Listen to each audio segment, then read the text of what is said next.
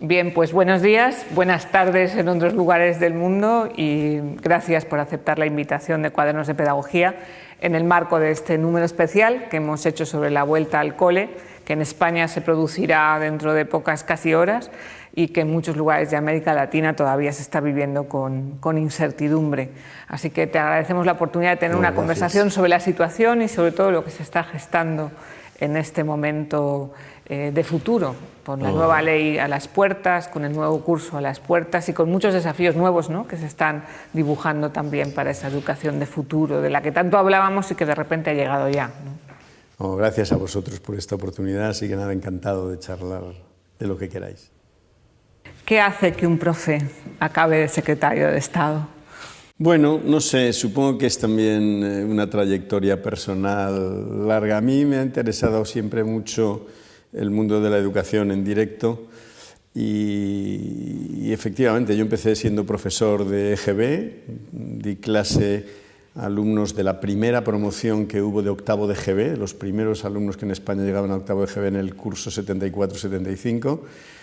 Y desde entonces pues he ido transitando por los distintos niveles del sistema educativo y tuve una ocasión, en fin, inapreciable y de la que siempre estaré agradecido, de trabajar en el Ministerio de Educación en el año 89 y ahí también descubrí otras facetas que no era solo la docencia directa ni la docencia en la universidad en la que yo estaba ni la formación docente, sino lo que es el trabajo de la administración, que es diferente, ¿no?, y que es muy desafiante también desde otro punto de vista. Y desde entonces pues mi vida ha sido siempre una ida y vuelta de la docencia, la gestión, la investigación, siempre en el mundo educativo. Y la verdad es que bueno, yo me siento privilegiado de haber podido tener esta trayectoria y este rodaje y este aprendizaje, ¿no? Es la segunda vez que eres secretario de Estado. Sí, bueno, la anterior no fui secretario de Estado, fui secretario general. El ciudadano normal no acaba de entender la distinción entre una cosa y otra, es una pequeña distinción, pero era secretario general que dependía directamente de la ministra, de las ministras, que tuve dos en aquel tiempo. Y ahora es un secretario de Estado que depende también directamente de la ministra. Por tanto, digamos, a efectos prácticos es casi lo mismo, a efectos administrativos, los que nos oigan y conozcan toda esta jungla de la administración, pues saben que hay un pequeño matiz, pero bueno, es prácticamente a efectos prácticos es una responsabilidad muy similar. ¿Y cuál es más complejo? ¿Aquella situación o la que vivimos ahora? Bueno, yo creo que son diferentes, bueno, por muchas razones, ¿no? En el año 2004, mi tarea fundamental fue la elaboración de la Ley Orgánica de Educación. No fue la única, obviamente, pero fue la que me llevó la mayor parte de las energías, ¿no? Nosotros llegamos al Ministerio en abril del 2004 y en septiembre del 2004 presentábamos ya aquel documento de una educación de calidad para todos y entre todos, propuestas para el debate, y se abrió un debate. En el 2005, en el verano, se aprobó por parte del Consejo de Ministros el proyecto de ley, se llevó al Parlamento y en mayo del 2006 se aprobaba la ley y en noviembre o diciembre del 2006 empezaban los primeros decretos de desarrollo y así sucesivamente hasta el 2008 en que yo salí. Por tanto, digamos, es verdad que hubo muchas otras cosas, pero el grueso fue el debate, la elaboración y el desarrollo de la ley, ¿no? En esta época, pues eso también es así, pero por las circunstancias políticas y las circunstancias epidemiológicas, pues ha tenido una alteración, ¿no? Yo llegué aquí en junio del 2018 y estuvimos enseguida empezando a preparar la modificación de la LOE modificada por la LOMCE. Y lo hicimos ese proceso relativamente rápido, pero entonces empezamos con las primeras elecciones, la repetición de elecciones, etcétera, y todo eso para un trabajo de este tipo frena muchísimo, porque lógicamente, primero porque el gobierno está en funciones y tiene limitado su campo de actuación, y en segundo lugar porque no puede haber un desarrollo parlamentario normal. Y ahora nos encontramos con toda esta situación epidemiológica que altera las claves de lo que uno quería hacer o lo que tenía previsto hacer y tiene que hacer otras cosas, ¿no? Es muy interesante, más allá de que esta situación es dura, no le quito dureza, pero es interesante porque desde mi punto de vista, de lo que a mí me ha interesado siempre, es todo una profundización en cuáles son los modos de organizar un sistema educativo en un modelo político tan descentralizado como es el nuestro, ¿no? Y eso yo lo he vivido en épocas anteriores. En el 2004 ya estaban transferidas las competencias a todas las comunidades autónomas, pero era una situación diferente. Ahora, y esto es muy interesante, como reflexión, habrá que darle vueltas y hacia el futuro iremos aprendiendo de ello, ¿no? Pero nosotros hemos montado un sistema político muy descentralizado. Yo personalmente he sido defensor, y lo sigo siendo, y he escrito cosas sobre cómo organizar un sistema educativo en un marco federal, y tenemos ejemplos de países federales, algunos tan cercanos como Alemania, que funcionan históricamente de ese modo. España ha tenido, tras la Constitución del 78, un desarrollo de ese sistema que no es federal, pero como yo les digo a los amigos ingleses, es federal-like, es como federal, porque en realidad nosotros somos más descentralizados que algunos sistemas, llámense federales, como el argentino o el mexicano, por hablar de dos cercanos también, y sin embargo somos más centralizados que Alemania. No digo ya que los confederales como Suiza o Canadá u otros, ¿no?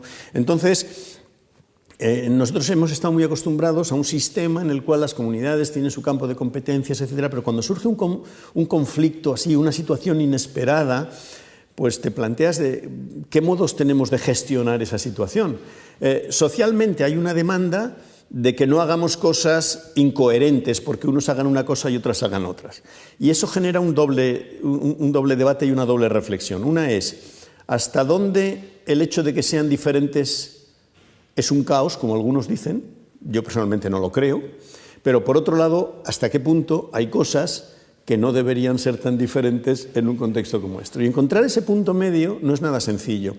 Y decía antes que es muy interesante porque para alguien que ha trabajado incluso teóricamente sobre estos temas, pues lo es, porque claro, yo personalmente creo que el modo que un ministerio como el nuestro, que tiene las competencias en buena medida transferidas, tiene que trabajar para asegurar que el sistema educativo funciona, que al final los niños, las niñas, los docentes, etcétera, puedan trabajar, tiene que estar basado en la concertación, en la búsqueda de acuerdos territoriales, interautonómicos, etcétera, ¿no?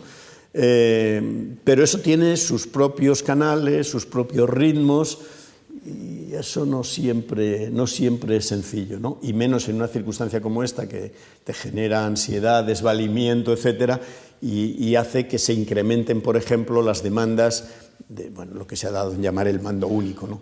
Es que deberíamos hacer lo mismo. Bueno, mire, lo mismo idéntico no, pero es verdad que en algunas cosas debiéramos coordinarlo para que sea todo más semejante, ¿no? No idéntico, pero semejante, ¿no? Bueno, desde luego es un desafío.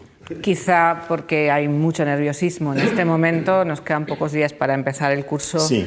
Y es verdad que todos estamos nerviosos. Sí. Nosotros empezamos hoy, nuestros profesores ya están hoy, sí. Muchos de ellos en las escuelas preparando, ¿no? Porque nos fuimos como dejando la casa a medio arreglar, y hay mucho nerviosismo. ¿Qué les dirías en este momento? Yo vivo en la puerta de un colegio grande. Y yo no vivo en la puerta de mi casa da a la puerta del colegio grande, y hoy tenían ya instaladas unas mesas allí con hidrogeles y no sé qué. Es el primer día que yo lo he visto abierto de verdad.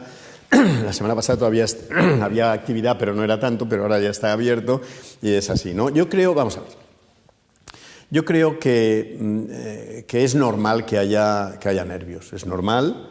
En cualquier caso los habría, y los hay en todos los países, porque es una situación incierta que no sabemos cómo va. Además, yo creo que en este caso en España nos ha pillado en algo que no esperábamos, y es que hubiera un rebrote así en el momento en que estamos. O sea, yo creo que todos esperábamos, habrá que ver los rebrotes, pero todos decíamos, en el otoño, ¿no? Pero es que no, estamos en el verano todavía, ¿no? Y yo creo que eso hace que sea más incierto. Por tanto, yo lo entiendo perfectamente. Vamos, es que además todos tenemos familia. Yo tengo una nuera que es profesora, tengo mis nietas que van al colegio y están todos con una sensación de inquietud, ¿no? Y yo, por tanto, eso lo tengo que entender y además creo que lo tenemos que manejar de una manera razonable. ¿Qué es lo que hemos aprendido de este tiempo atrás y qué es lo que las Naciones Unidas y otros organismos nos dicen? Que este sistema telemático, digital, no presencial, no funciona, o sea, no es el más adecuado para un sistema educativo, que necesitamos hacer un esfuerzo de presencialidad, por lo menos con los niños y con las niñas más pequeños. Y no me refiero solo a los pequeñísimos, sino en fin, infantil, primaria, etc.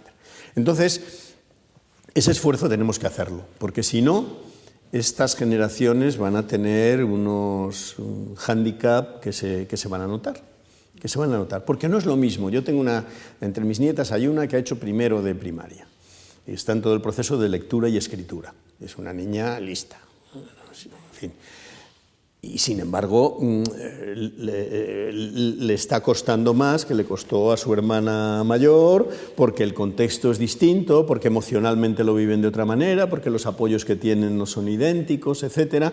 Por tanto, esto es una situación que hemos vivido, pero que debemos considerar excepcional. Y entonces, ¿eso qué quiere decir? Que tenemos que organizar sistemas que permitan que las escuelas sean consideradas, yo creo que lo son, pero que sean consideradas como lugares seguros y lugares saludables.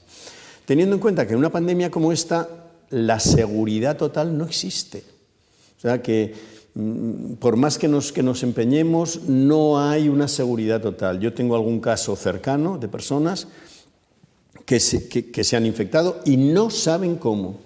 Es decir, y porque son personas que han tenido cuidados y demás, es decir, esto es inevitable. Entonces, ¿de qué se trata? De que sea lo más seguro posible y que además establezcamos sistemas que permitan hacer un seguimiento, una trazabilidad y una contención lo más rápida posible de los casos que haya, que se van a dar seguro, ¿no? Es verdad que hasta ahora todos los datos epidemiológicos dicen que los niños y niñas, los más pequeños, no son ni los que están transmitiendo de una manera más intensa, al contrario de lo que se creía al comienzo, ni los que lo viven de una manera más dañina tampoco, pero claro, eso no quiere decir que no lo tengamos en cuenta y que no lo valoremos. Entonces yo creo que con todo eso hay que aprender a cómo hacerlo. Hay muchos países que tienen un ritmo escolar diferente al nuestro y que empiezan el curso antes, y ya lo han empezado. Y por tanto, digamos, tenemos la posibilidad de ir aprendiendo también de qué está pasando en otros lugares, ¿no? Pero es verdad que eso nos obliga a buscar los sistemas más digamos, que den una mayor seguridad. Hay algunos que ya los conocemos. Por ejemplo, este sistema de los grupos estables de convivencia, bueno, pues no es que sea la panacea absoluta, pero está claro que ayuda a que determinadas situaciones se manejen mejor, se controlen mejor y se tracen mejor los casos, etc.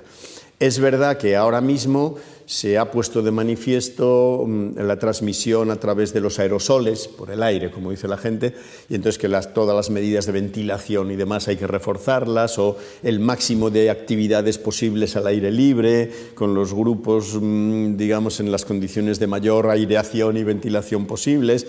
Eso será más fácil en unas zonas de España que en otras, en unas épocas del año que en otras, pero hay una serie de cosas que sabemos y tenemos que reforzar, y yo creo que es una responsabilidad que tenemos todas las administraciones educativas de transmitir esta sensación, de decir, miren, estamos poniendo medios para que todo esto sea lo más seguro posible. Sabemos que la seguridad absoluta no existe, que más nos gustaría, hasta que no haya otros medios, hasta que no haya vacuna o lo que sea, no lo podemos asegurar al 100%, como pasa con cantidad de otras enfermedades, o sea que no es que sea esto una excepción, pero es necesario que las escuelas funcionen y sobre todo que los niños y niñas más pequeñas tengan, y los sectores más vulnerables tengan ese tipo de atención, que si no les va a producir problemas para más adelante, ¿no? ¿Qué pasa con las familias de los niños más pequeños que empieza a haber un discurso sobre la voluntariedad o no de llevarlos a la escuela? Sobre la voluntariedad, vamos a ver, yo creo que aquí hay que tener en cuenta que el derecho a la educación es un principio que debe prevalecer, o sea que incluso por muchos temores que haya, yo creo que el hecho de que los alumnos reciban educación es fundamental.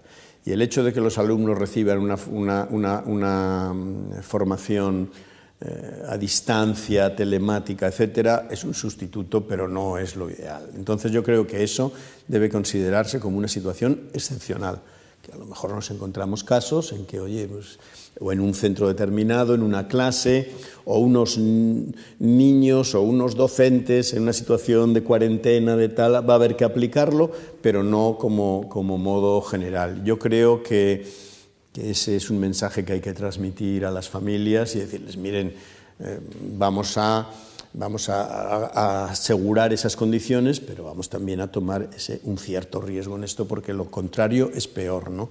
Otra cosa es las personas realmente vulnerables por motivos de salud, por edad, por enfermedades, por tal. Bueno, pues ahí ya nuestros sistemas siempre han tenido modos de atención, aulas hospitalarias, hay modos distintos de atender, pero no debiera ser una cuestión, por decirlo así, de a la carta, porque no es equivalente una cosa y otra, ¿no? Y entonces yo creo que esa es una cuestión en que va a haber que hacer una tarea de convicción importante y también, claro, de poner condiciones para que eso sea viable, ¿no? Pero yo creo que ese es el principio que deberíamos aplicar. Nosotros los grupos estables es una de las cosas que hemos hecho un esfuerzo grande a la hora de hacer horarios. Como sabes, nosotros tenemos 6 escuelas y hemos estado haciendo horarios ya las últimas semanas. Y cada escuela es un mundo. Hay escuelas donde ha sido más fácil, hay otras donde es muchísimo más complejo. Cada comunidad autónoma tiene también sus ratios y lo ha dificultado. Pero incluso en la misma comunidad, en las mismas escuelas nuestras de Madrid, en unas hay unas posibilidades, en otras otras. Es una oportunidad para la autonomía de centro que tanto se reclama. Va a haber flexibilidad y el rol de la inspección va a ser ese discernimiento flexible. Tiene que haberlo, o sea, ¿no? Es que cualquier otro sistema no funcionaría, ¿no? Hay una crítica que a veces se hace a las administraciones educativas diciendo, no, es que claro, al final dejan que sean los centros los que lo resuelvan, cada uno como crea. Digo, bueno, vamos a ver, esto tiene dos partes. Una es, les dejan cada uno como pueda, ¿no? Eso no debiera ser cada uno como pueda, pero sí con una diversidad de situaciones, porque lo has señalado muy bien, porque no es lo mismo un centro rural o incluso en 2 centros en la misma zona urbana, 2 centros que tienen distintas condiciones arquitectónicas porque se han hecho en épocas distintas por muchas razones, y en algunos la adaptación pasa por tomar unas medidas y en otro pasa por tomar otras, ¿no? Y por tanto es inevitable, para quien no le guste que sepa que es inevitable, pero además es lógico, es sensato que sea así y que los centros tengan que adaptarse. Y lo que no sería muy razonable es que las administraciones educativas en esto quisieran ir a una tarea de uniformización artificial, porque no ayuda en nada. Es más lógico que pongan recursos, cuando digo recursos es por parte económicos, pero en parte de personal, de gente que trabaja en ello, equipos de apoyo, inspección, etcétera, para ayudar a cada centro a que se organice del mejor modo posible para llevar adelante esa tarea. Pero es normal que sea así. O sea, yo a la gente que critica eso, no, es que tal, porque en este centro hacen esto y en aquel hacen aquello. Es que no todos los centros son iguales, no todos tienen las mismas condiciones, no todos tienen el mismo número de alumnos por aula, no todos tienen la misma amplitud de aulas. Entonces, claro, las circunstancias tienen que cambiar. Entonces, yo creo que sí, a tu pregunta concreta, yo creo que es un una circunstancia que habría que aprender de aquí hacia el futuro, no decir, vamos a dar autonomía ahora porque no hay más remedio, ¿no? Es decir, no, es que tiene que haber cosas que tengan autonomía. El otro día me decía un amigo, y yo creo que tenía razón, dice, es que hemos construido en España centros educativos que más que centros son aularios. Y es verdad. Y esa es una diferencia, por ejemplo, con algunos otros países, que el centro tiene, por ejemplo, muchas más espacios para otro tipo de actividades y nosotros eso lo hemos reducido. Y en algunas épocas históricas, el tipo de construcción escolar ha agudizado eso, ¿no? Entonces, ¿por qué no buscar otros sistemas? ¿O por qué no? Hay centros que se han organizado diciendo, bueno, pues a lo mejor lo que hacemos es que en lugar de que todos los alumnos vengan por la mañana, pues un grupo pueda venir por la mañana y otro pueda venir por la tarde o con otras configuraciones de tal manera que se pueden repartir. Pero claro, eso tiene implicaciones organizativas profundas y algunas muy arraigadas en nuestra tradición educativa que no son fáciles de cambiar de un día para otro. No, es una gran oportunidad. Desgraciadamente. Has distinguido entre primaria y secundaria y los adolescentes y empieza a haber un rumor de que la ESO se queda en casa. Tú vienes de la UNED, además, ¿no? Con una larga trayectoria de enseñanza a distancia. Sí, pero no, yo creo, vamos a ver, yo creo que se pueden buscar modos intermedios que aprovechen lo mejor de cada posibilidad, ¿no? Yo el sistema completamente a distancia, yo no creo que sea el sistema. Yo, como dices, vengo de la UNED, creo que conozco algo de eso, llevo unos años trabajando y es un muy buen sistema, pero es muy buen sistema no para cualquiera, ni cualquier circunstancia, ¿no? Y desde luego para los niños y adolescentes que están formándose no creo que sea el sistema ideal. De hecho, se usa para circunstancias un poco excepcionales. Otra cosa es en la universidad, ¿no? Pero en la educación primaria y secundaria se usa en circunstancias excepcionales. Y yo creo que así debiera ser. Ahora, otra cosa es que digas, oye, pues mira, si las circunstancias epidemiológicas son muy malas y tal, pues puede haber circunstancias en que los alumnos estén menos horas en el aula, en un colegio, recibiendo un tipo de apoyo combinado con otro que puedan recibir fuera. Yo creo que hay maneras que todos sabemos, bueno, esto que se habla en la época prepandemia de la flip classroom y todo este tipo de cosas, pues en el fondo es eso, ¿no? Es decir, ¿cómo podemos hacer para sacarle el mayor provecho? Y si hay que concentrar el número de horas de presencia, ¿en qué las concentramos? ¿Cuáles son las mejores tareas, las más irrenunciables y cuáles son las que en cambio a lo mejor pueden hacer? Hay también diferencias entre decir, no, es que tenemos que hacer todo a distancia, como ha pasado los meses del confinamiento, a decir es que a lo mejor lo que tienen que hacer los alumnos es pues en algún día o algunas horas al día trabajar ellos, incluso se les puede dotar de espacios en algunos lugares donde puedan trabajar el que no pueda hacerlo en casa. O sea que yo creo que hay maneras que podrían funcionar, no son las ideales, pero que podrían funcionar si la situación no es fácil. Y que además, la verdad, que las comunidades autónomas están trabajando en eso y algunas lo han hecho bien y han diseñado escenarios. Hay una preocupación entre los profesores de secundaria. Si se recortan los horarios o se concentran, o como alguna comunidad autónoma ha hablado de establecer turnos, fuera de un estado de emergencia, los adolescentes van a estar en la esquina del instituto tomando una cerveza esperando a los compañeros. Claro. Quiero decir, fuera del estado de emergencia, si tiene sentido, se pregunta, ¿no? Nos preguntamos si realmente va a aumentar la seguridad o al revés, va a ir en contra de esa misma seguridad. Vamos a ver, yo creo que como principio la presencialidad debiera ser el principio general que extendamos tanto como sea posible y que, por tanto, cuando se limite sea porque hay condiciones sanitarias que así lo aconsejan, ¿no? Porque si no va a ser un problema desde muchos puntos de vista, ¿no? Entonces esta idea de que las escuelas deben abrir y de que la presencialidad debe ser la base, lo están diciendo los responsables de la educación en todos los países, o en la mayoría de los países, ¿no? Y yo personalmente estoy de acuerdo con ello.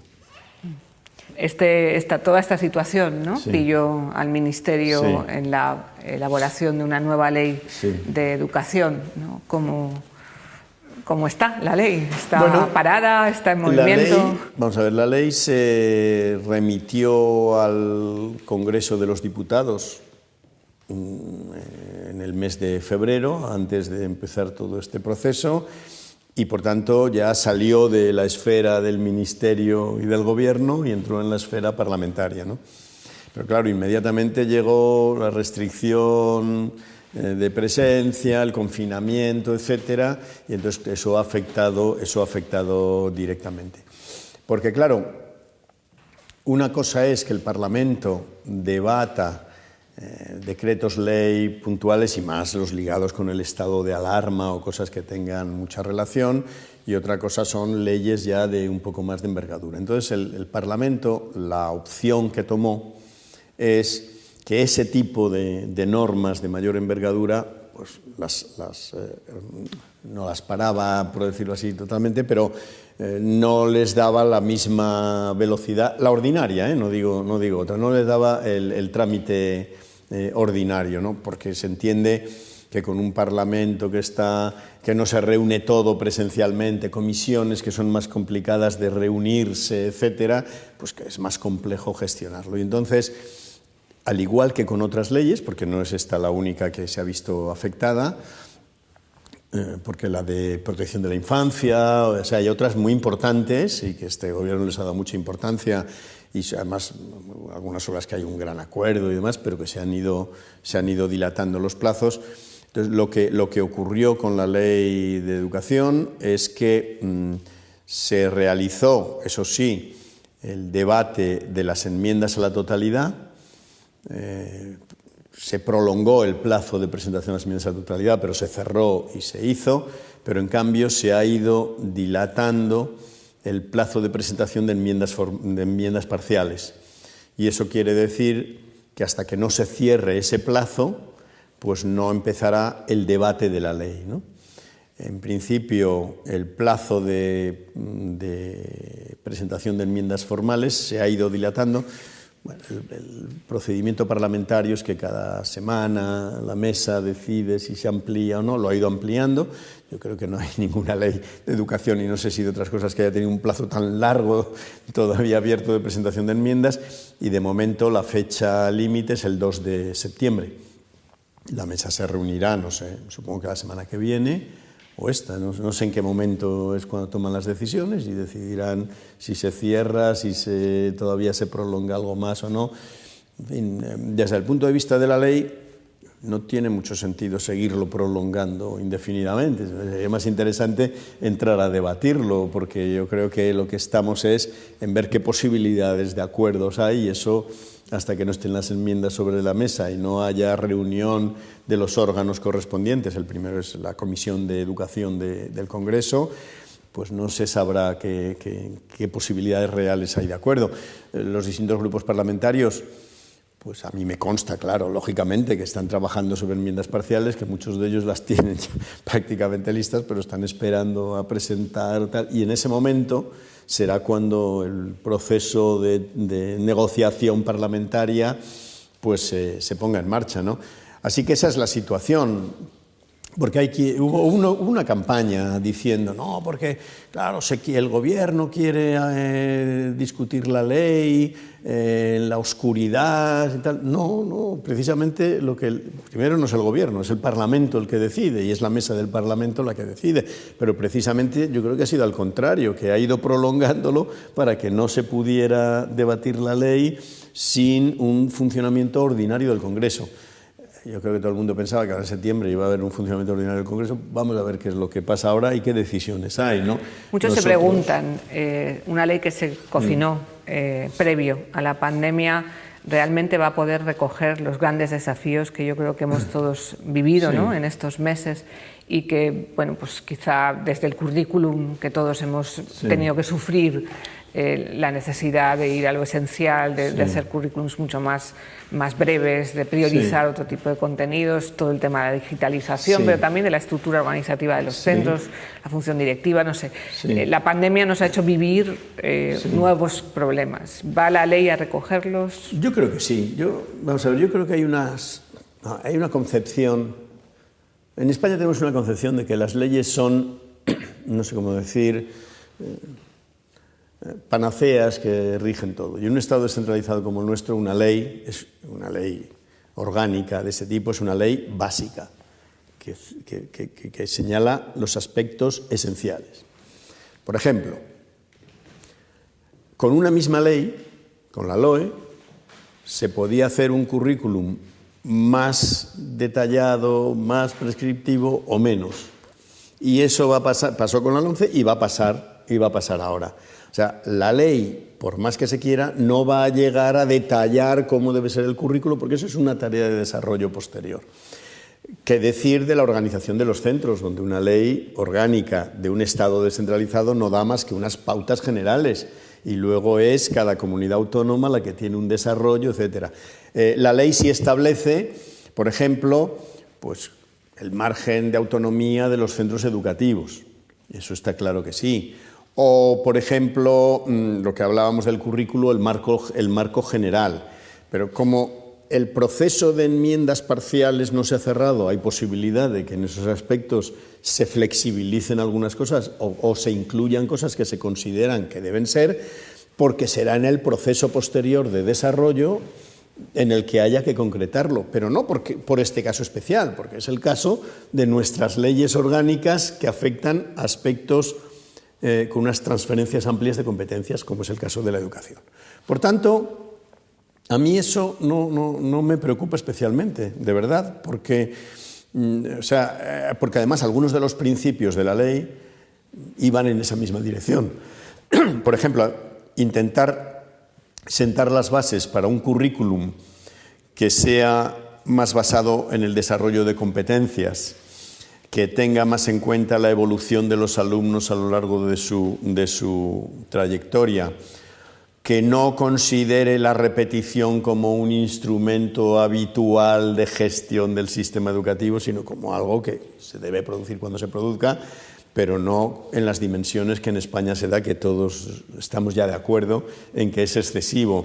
O que, por ejemplo, la formación de los equipos directivos para conseguir que haya una autonomía de los centros debe estimularse. O sea, que hay toda una serie de principios que ya estaban recogidos ahí y que no hay problema en desarrollar, y hay todavía la ocasión de trabajar sobre enmiendas parciales, y a mí me consta que los distintos grupos parlamentarios están trabajando sobre ellas y muchas van precisamente en ese sentido. Por tanto, no me preocupa desde ese punto de vista. Yo creo que más importante que la ley, siendo importante, es a qué acuerdos, no me refiero a acuerdos normativos solo, sino a qué acuerdos para el desarrollo del sistema educativo podemos llegar en relación con la metodología, etcétera.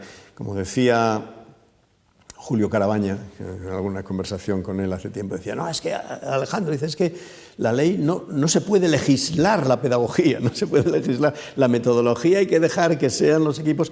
Pues es verdad, pero pasa en el mundo sanitario. Todo el mundo dice, no, porque los protocolos sanitarios no se fijan en ninguna norma. Lo fijan las corporaciones, los grupos, las especialidades, que son los que desarrollan sus protocolos y los van cambiando según avanzan las cosas, ¿no? Pues yo creo que en el mundo educativo pasa algo de ese tipo. La metodología, debemos huir de que la ley diga se debe hacer una metodología basada en el desarrollo de proyectos. Mire, yo creo en eso, a mí me gusta, pero yo, una ley que aspiro a que dure tiempo, pues las tendencias irán cambiando y surgirán cosas que serán interesantes. No podemos en la ley cerrarlas.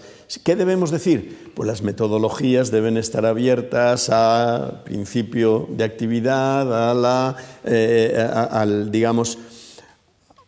la responsabilidad colectiva en el desarrollo, a la autonomía de los centros educativos, a cómo entendemos el esfuerzo del alumnado, pero también del profesorado, etcétera. Pero más allá de eso, no podemos cerrar absolutamente esos campos en una ley orgánica. ¿Cuáles dirías que son las novedades de esa ley orgánica?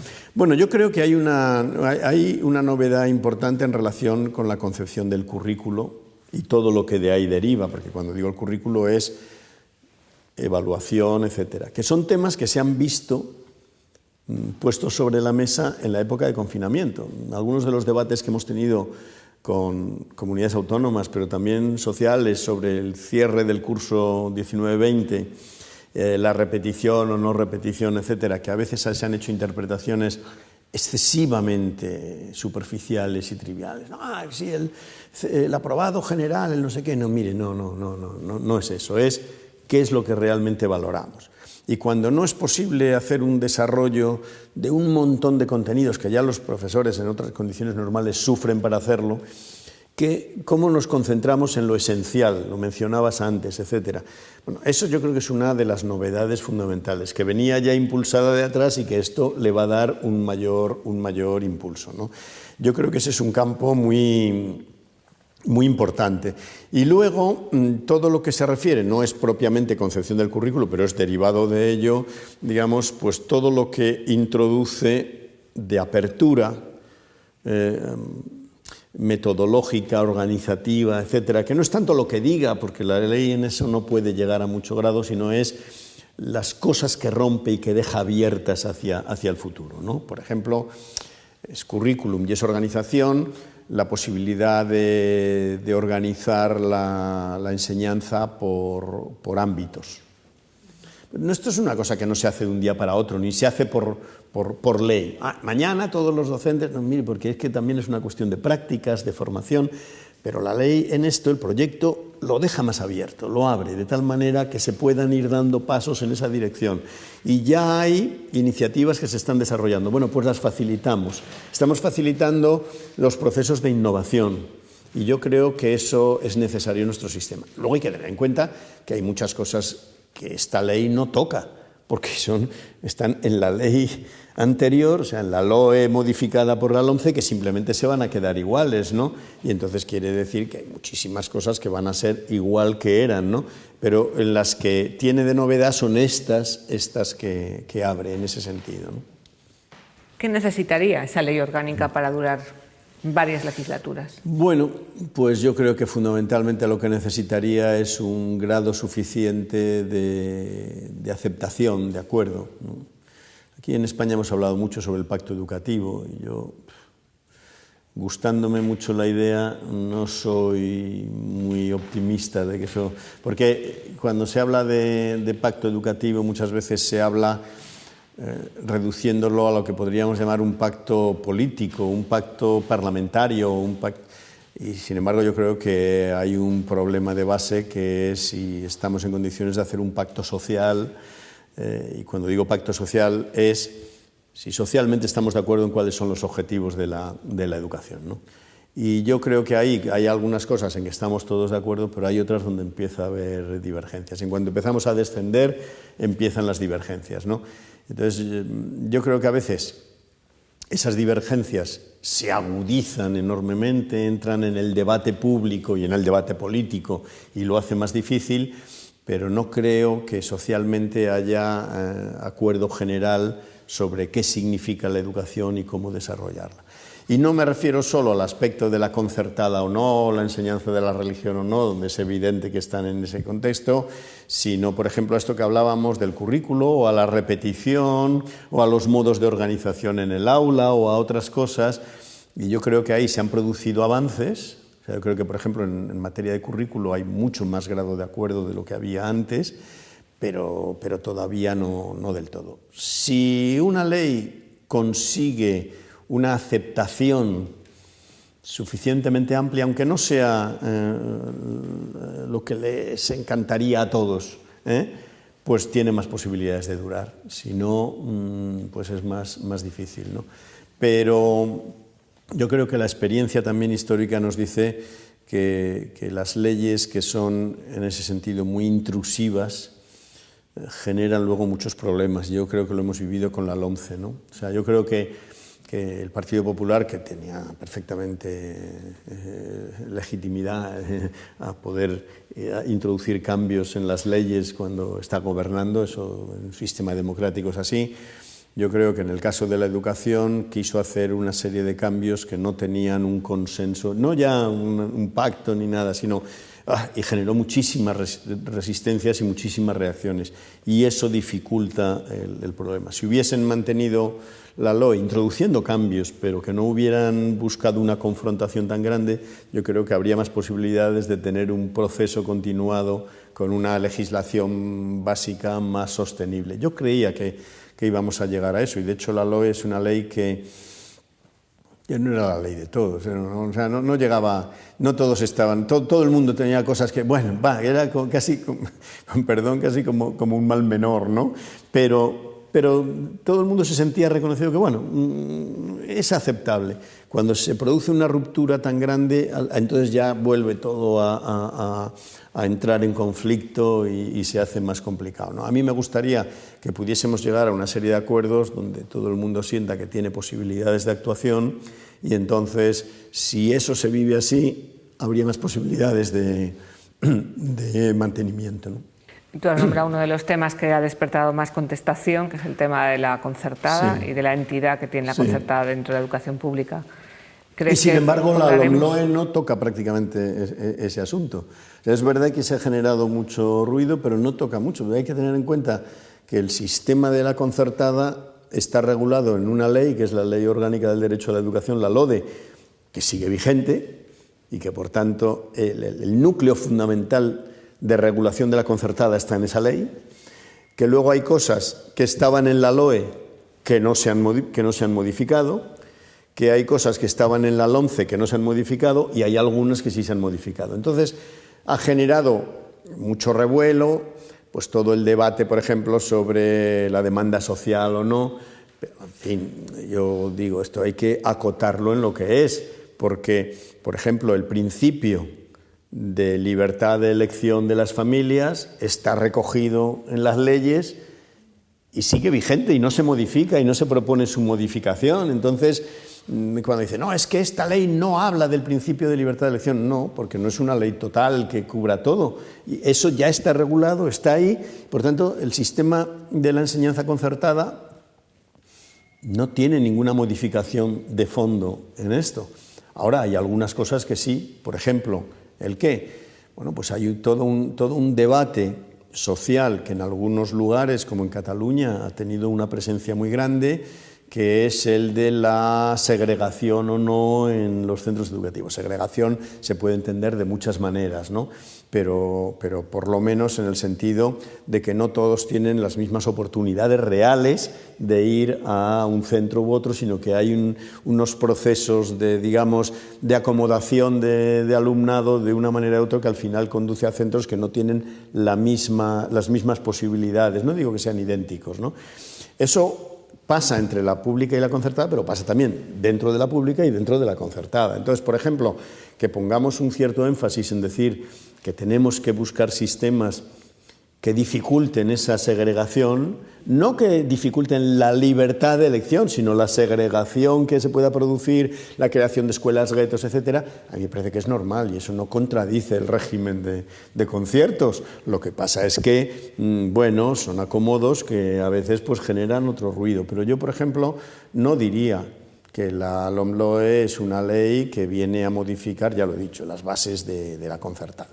Ahora, es verdad que es de los temas que, como son más sensibles social y políticamente, pues son donde se pone el énfasis, cuando a lo mejor no, desde mi punto de vista, no es un problema tan serio, ¿no?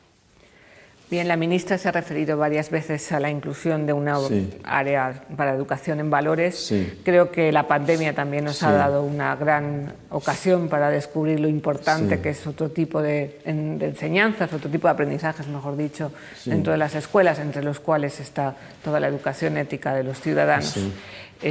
Veremos un modelo pacífico de educación para la ciudadanía, valores, y tú te has referido también a la religión. Ojalá, yo desde luego nosotros estamos trabajando para que sea así, que sea lo más pacífico posible. A veces percibo situaciones de un cierto encono, de una cierta crispación, incluso en algunos momentos que lo dificultan, pero a mí me parece que debiéramos llegar a una situación en la cual ciudadanos tengamos una serie de valores cívicos compartidos. Yo no digo que sean todos los valores absolutamente. ¿Sabes? Es decir, no somos todos iguales y podemos dar más importancia a una cosa que otra, pero en lo que nos configura como ciudadanos de un mismo lugar, de una misma comunidad, pues debiéramos compartir una serie de valores cívicos. Son valores cívicos que yo creo que además no se oponen a las distintas concepciones, por ejemplo, religiosas, ¿no? Y yo la experiencia que tuve en 2004-2008 con la educación para la ciudadanía no fue nada grata, ¿no? Porque es verdad que hicimos un trabajo muy consistente, yo creo que un trabajo cuidadoso, de búsqueda de acuerdos por unos lados y por otros, creamos unas comisiones en que tuvieron ocasión de participar, en fin, digamos, personas y organizaciones muy diferentes, y finalmente aquello acabó en un conflicto desmesurado, además los tribunales no dieron la razón a las posiciones más extremas que se llevaron y demás, pero yo creo que dificultó la construcción de un área de una ética cívica, ¿no? Pues la conclusión es que la LOMCE la eliminó cuando desde la Unión Europea pues todos los países tienen algún desarrollo de educación cívica, educación para la ciudadanía o como quiera que se llame en cada lugar. Y además con unos contenidos que yo creo que es verdad que no son idénticos en todos los países, como hicieron un estudio muy interesante en la Fundación Alternativas, que hablaba de unas posiciones, digamos, minimalistas o maximalistas, por llevarse al extremo, sobre a qué valores te debe referir o a qué tipo de ética cívica, pero yo creo que hay un ámbito de valores compartidos que es muy amplio, ¿no? Entonces a mí no me gustaría que esa dinámica política nos llevase nuevamente a marcar negativamente un campo que, lo decías, hasta la pandemia ha puesto de relieve la importancia que tiene para todos y ahora lo estamos viendo todos, el valor de la responsabilidad individual, de la actuación social en cosas donde, bueno, no es que nadie nos obligue porque la policía esté ahí, también tendrá que estar, pero no es eso, sino que al final son una serie de valores también interiorizados, ¿no? Y eso es lo... Me gustaría dedicar la última pregunta, sin abusar de tu tiempo, a la formación del profesorado. Yo creo que, al menos mi experiencia en la pandemia, es que todos los profesores reaccionaron con mucha generosidad, pero no todos teníamos, y me incluyo, la suficiente capacidad para responder a esta situación en términos de competencia digital, pero también en términos de pedagogía. Hemos hablado muchas veces nosotros del MIR, es uno de los clamores de esa nueva formación del profesorado. ¿Cuáles son los caminos de futuro para tener Yo creo que es un ámbito que tenemos que abordar. En la LOMLOE no lo tratamos, vamos a decir, no lo tratamos, se tratan algunas cosas, pero no es un tema central, pero no porque se minusvalore, sino porque lo que hay que hacer es darle una consideración exclusiva y hacer una revisión de todo lo que tenemos, no al hilo de que hacemos otras cosas, modificamos tal. Entonces, lo que la LOMLOE plantea en una disposición adicional es que encargue al Gobierno que en el plazo de un año elabore unas propuestas para la modificación de la profesión docente. Y esa es una de las tareas que si la ley se pone en marcha, si se pone en marcha ya su tramitación, habrá que centrarse ya para empezar a trabajar. Y ahí hay tareas de distinto tipo. Hay una tarea básica de formación. Yo creo que tenemos una experiencia ya de qué ha supuesto el modelo que hemos desarrollado con los títulos de grado, de magisterio, los títulos de máster del profesorado de secundaria, etcétera. A mí me parece, es un modelo que aplican otros países, hay otros que tienen otros modelos. A mí no me parece mal, me parece que lo podemos mantener, pero habría que modificar algunas cosas. Yo creo que en base al principio de autonomía universitaria se ha hecho un desarrollo desigual de esos títulos y no quiero decir que es que haya que acabar con la autonomía universitaria, Dios me libre además, que he sido rector, pero yo creo que habría que llegar igual a la base de acuerdos.